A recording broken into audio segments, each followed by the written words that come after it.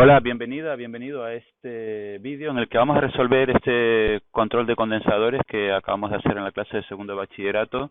Dice el primer ejercicio: un condensador plano paralelo, el área de cada una de sus placas cuadradas es de 0,07 metros cuadrados y la distancia entre las mismas es de 2,75 centímetros.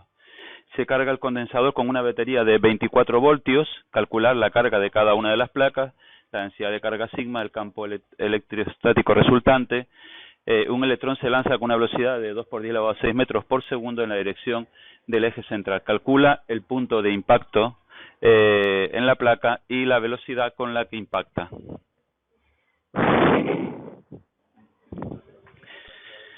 Bien, aquí tenemos las dos placas del condensador, está visto de perfil, de tal manera que la primera, esta estaría cargada, por ejemplo, positivamente, y esta está cargada negativamente. Nos dice que la distancia que existe entre las placas, esta distancia D, es de 2,75 centímetros. Y me dice que está a 24 voltios. Ya con estos datos puedo calcular el campo electrostático entre las placas del condensador. ¿Por qué? Porque recordemos que el campo E era igual a menos la derivada de V respecto de X. De la misma forma que si una fuerza era conservativa se podía escribir como menos la derivada de una función que llamamos energía potencial, por ese mismo razonamiento, el campo se puede escribir como menos la derivada del potencial. Y ya habíamos hecho esto, que implica que menos diferencial de V es igual a E diferencial de X. Integrando en los dos lados, me quedaba que la diferencia de voltaje era igual a E por D. O dicho de otra forma, que E es igual a la diferencia de voltaje entre la distancia. Expresión que nos permitía entender por qué en el sistema internacional también se admite que la unidad del campo electrostático sea voltios por metro. Pues muy bien, lo único que tengo que hacer entonces es sustituir y resulta que el campo electrostático sería 24 entre 2,75 por 10 elevado a menos 2. Y eso me da como resultado, pues bien, resulta entonces que el campo electrostático entre las placas del condensador vale 872 voltios por metro. Muy bien, el campo electrostático entonces resulta que es 872 voltios por metro. Pero es que además ya sabíamos, gracias al teorema de Gauss, que el campo electrostático entre las placas de un condensador, recordemos que si esta placa es positiva y esta placa es negativa, y aquí yo introduzco un coulombio, si yo aquí pongo un coulombio, recordemos que la placa positiva, ¿qué hace? Repele campo electrostático creado por la placa positiva. Y la placa negativa atrae campo electrostático creado por la placa negativa. ¿Y cuánto valía el campo electrostático creado por un plano indefinido? El campo electrostático valía sigma entre 2 epsilon sub 0. Por eso, cuando yo quería hallar el campo total aquí, que era la suma del positivo más el negativo, escribía sigma entre 2 epsilon sub 0 más sigma entre 2 epsilon sub 0, y por esto resulta que el campo aquí valía sumando sigma entre S y 1 sub 0. Y esa expresión me permite calcular la densidad de carga que hay en cada placa. Porque lo único que tengo que hacer ahora, como resulta que el campo en el interior es sigma entre epsilon sub 0, entonces puedo decir que sigma es epsilon sub 0 por el campo electrostático. Es decir, que puedo decir que sigma aquí vale 8,82 por 10 elevado a menos 12 por el campo que me dio 872. Y esto nos da como resultado la densidad de carga vale 7,71 por 10 elevado a menos 8 coulombio metro cuadrado.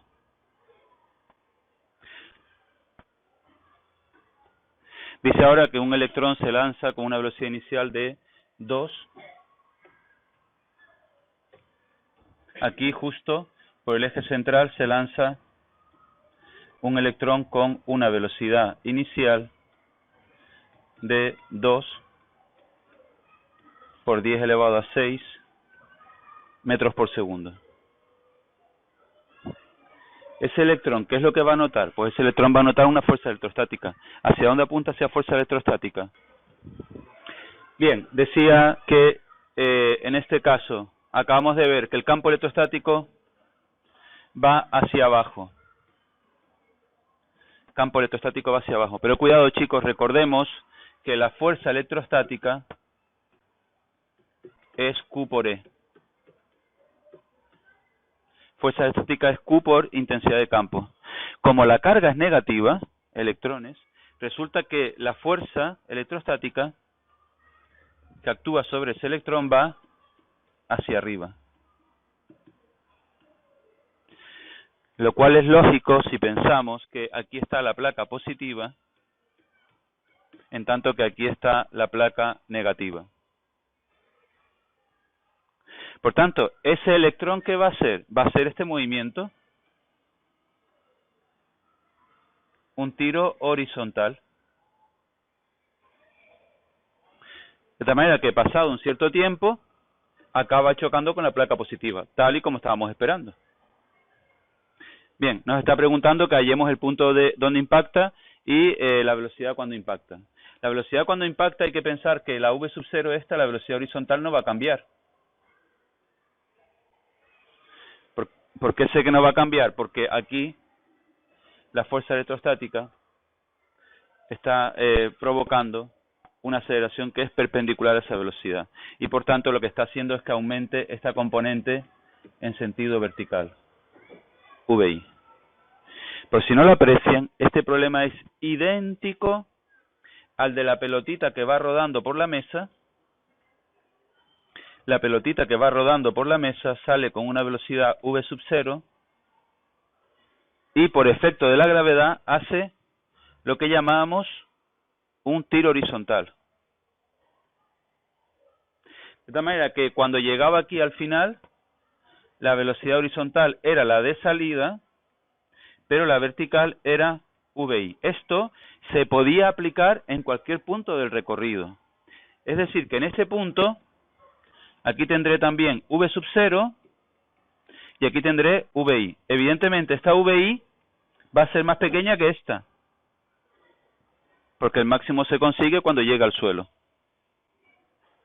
El problema en ese sentido son idénticos. Bien, pues vamos a ver cómo lo resolvemos. ¿Qué tendremos que hallar entonces en primer lugar? La aceleración vertical. ¿Cómo hallo la aceleración vertical? Fácil. Resulta que fuerza es igual a masa por aceleración. Segunda ley de Newton. ¿Qué fuerza? Fuerza electrostática. Y la fuerza electrostática es Q por E.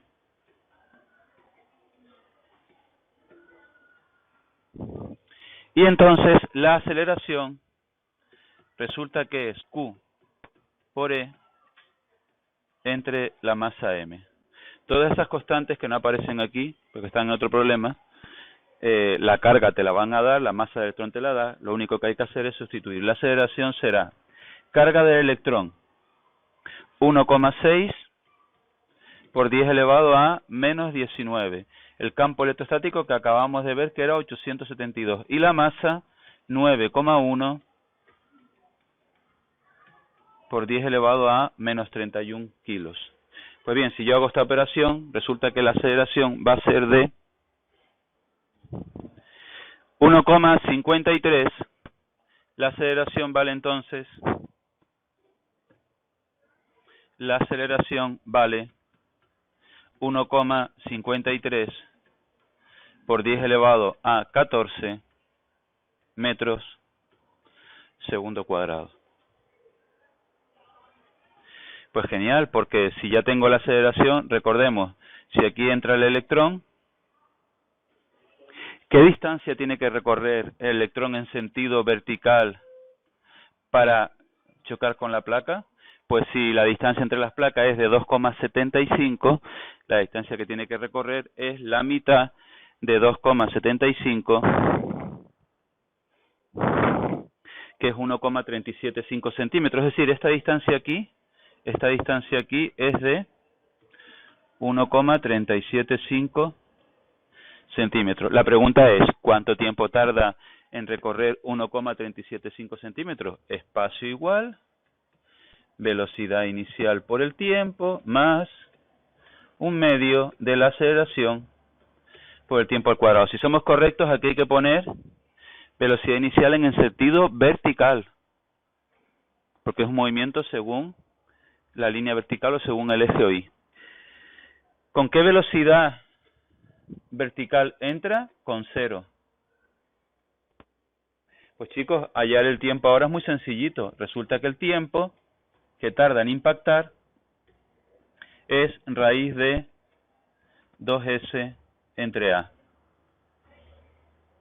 Pues si yo escribo raíz de 2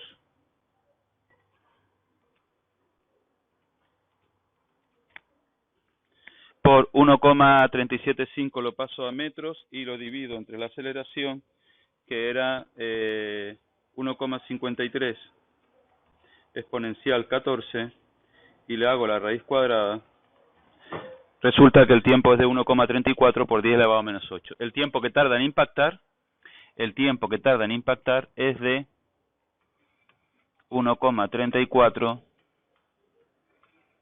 por 10 elevado a menos 8 segundos. Y en ese tiempo, ¿qué distancia horizontal recorre para hallar el punto de impacto? Pues también es fácil. Espacio igual, velocidad horizontal por el tiempo. Entonces, espacio igual, velocidad horizontal 2 por 10 elevado a 6 por el tiempo, 1,34 por 10 elevado a menos 8. Y por tanto, el espacio horizontal que recorre hasta que impacta es de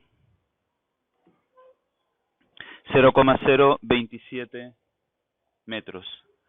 0,027 metros.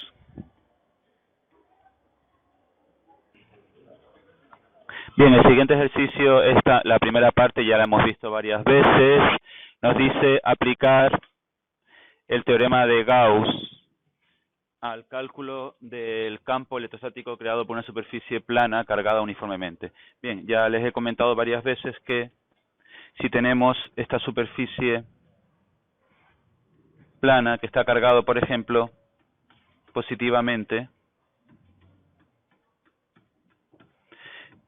y si hacemos una vista de perfil,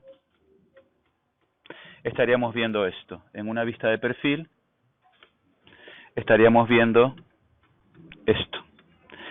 ¿Y qué queremos hallar? Queremos hallar qué pasa a una cierta distancia si yo coloco un Coulomb. Pues ya sabemos lo que pasa. Y es que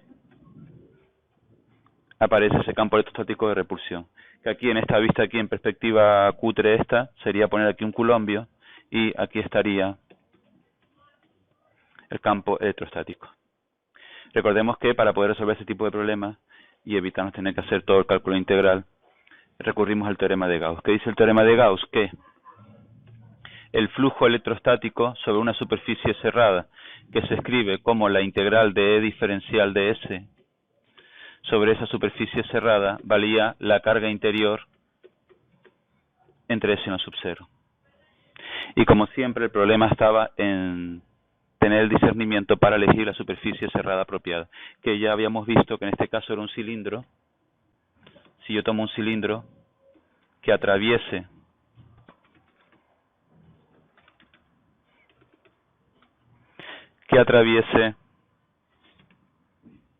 el plano, en esta vista de perfil el cilindro se vería así. Y ya vimos también que solo existe flujo a través de las bases, porque como se pueden imaginar, si yo coloco el Coulomb a este lado, el campo electrostático va hacia allá, que aquí sería que el campo electrostático va así. Pues bien, aquí tendría que hacer el producto escalar que es módulo por el coseno del ángulo que forman. ¿Qué ángulos forman E y diferencial de S? Pues recordemos que diferencial de S siempre se tomaba saliendo de la superficie. Por eso E y diferencial de S son paralelos y por eso el ángulo que forman es de 0 grados. Y coseno de 0 es 1.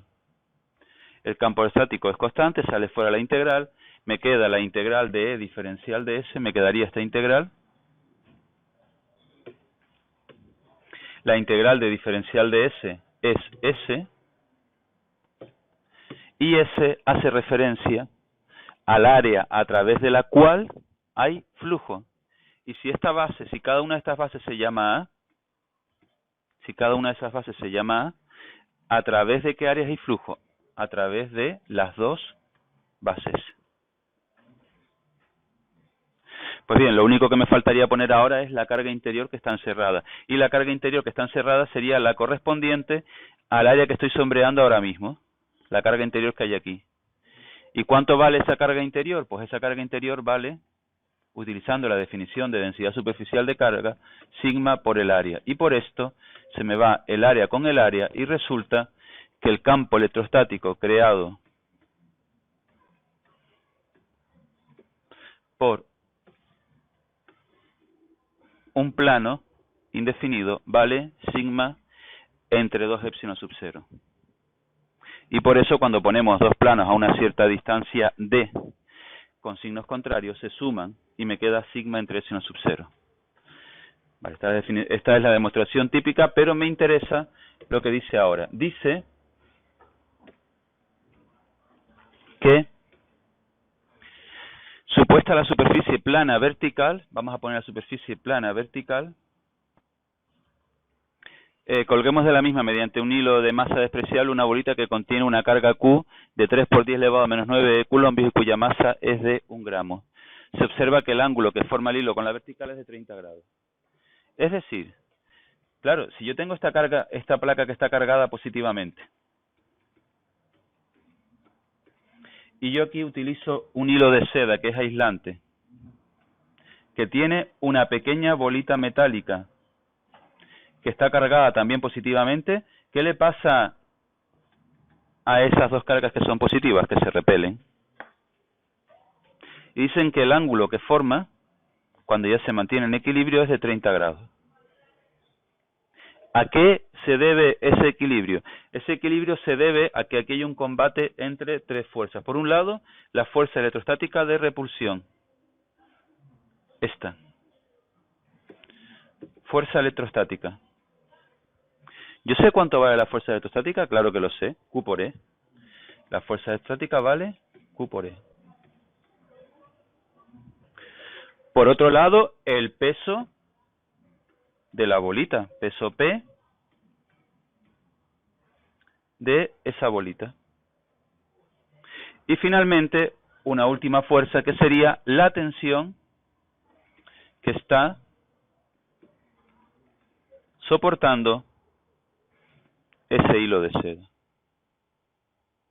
De manera que si se fijan, esta tensión T yo puedo hallar su componente vertical, que sería, fíjense que este ángulo es de 30 grados también, T coseno de 30, y este ángulo hacia atrás,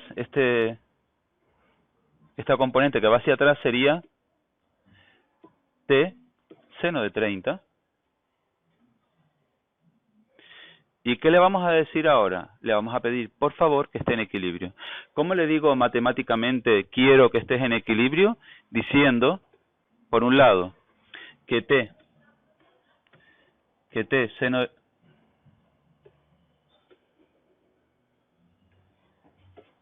Diciendo por un lado que T seno de 30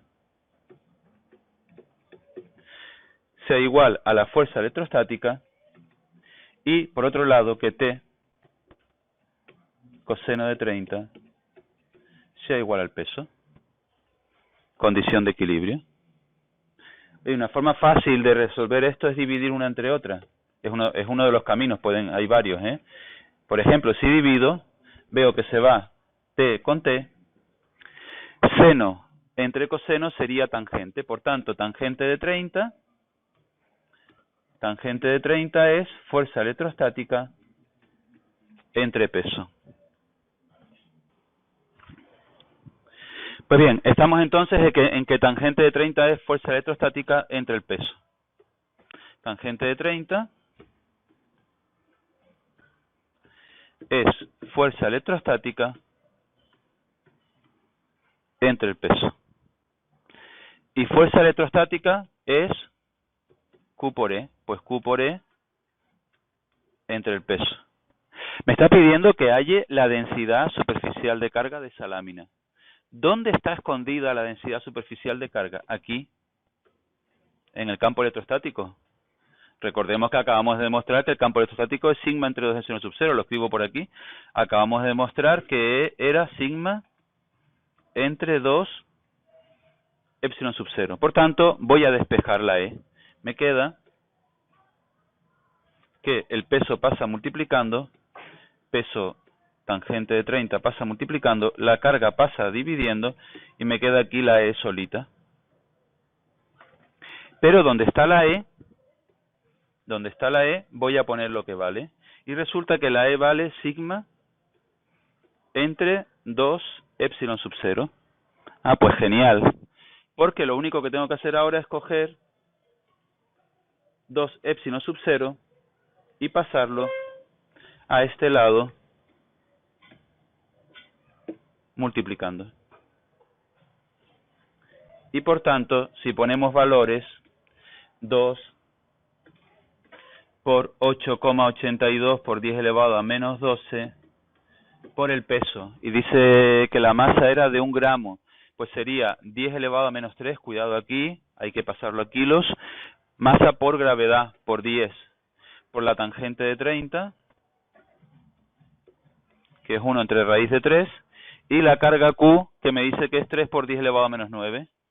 3 por 10 elevado a menos 9. Pues bien, si yo hago eso, el resultado es... Bien, y resulta que sigma vale 3,39 por 10 elevado a menos 5 coulombios metros cuadrados. Claro, si tengo sigma ya puedo hallar entonces el campo electrostático, porque el campo electrostático E era sigma 3,39 por 10 elevado a menos 5 entre 2 por 8,82 por 10 elevado a menos 12. Y resulta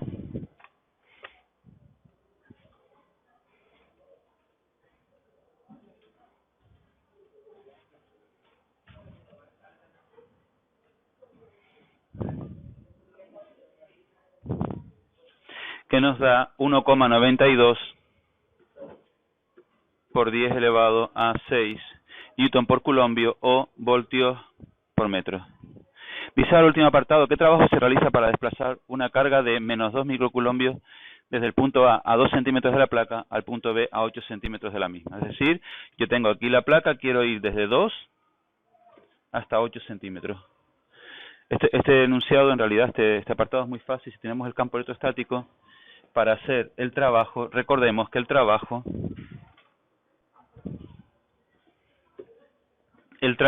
era, para ir desde A hasta B, era menos U sub B menos U sub A, o lo que es lo mismo, menos Q VB menos VA.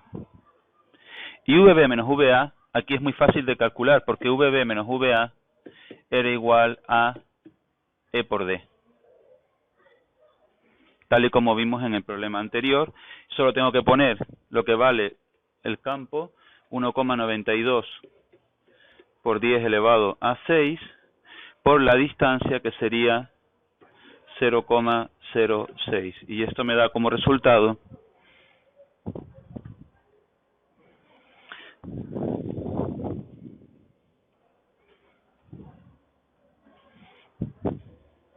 0,11 por 10 elevado a 6, o lo que es lo mismo, 1,1 por 10 elevado a 5 voltios. Pues bien, lo único que tengo que hacer entonces es venir aquí donde está la carga, poner 2 microcoulombios, menos con este menos me queda más, 2 por 10 elevado a menos 6, y donde está la diferencia de voltaje poner 1,1 por 10 elevado a 5. 10 elevado a 5 con 10 elevado a menos 6 me queda 10 elevado a menos 1. 10 elevado a menos 1 por 1,1 me queda 0,11.